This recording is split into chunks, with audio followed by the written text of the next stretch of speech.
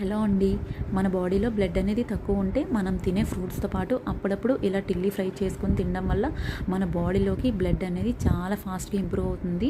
Pregnant ladies అయితే తప్పకుండా తినండి. మనం డెలివరీ అయినప్పుడు బాధపడే కన్నా ముందుగానే బ్లడ్ అనేది పెంచుకుంటే చాలా మంచిది.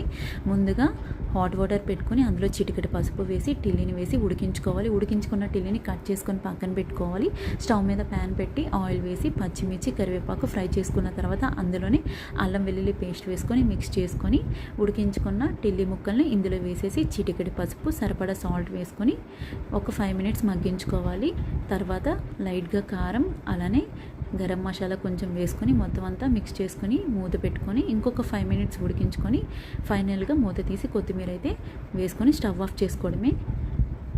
బ్లడ్ లేని వాళ్ళు ఇలా అప్పుడప్పుడు తింటే చాలా మంచిది. బ్లడ్ అనేది చాలా ఫాస్ట్గా ఇంప్రూవ్ అవుతుంది. తప్పకుండా తినండి. Thank you.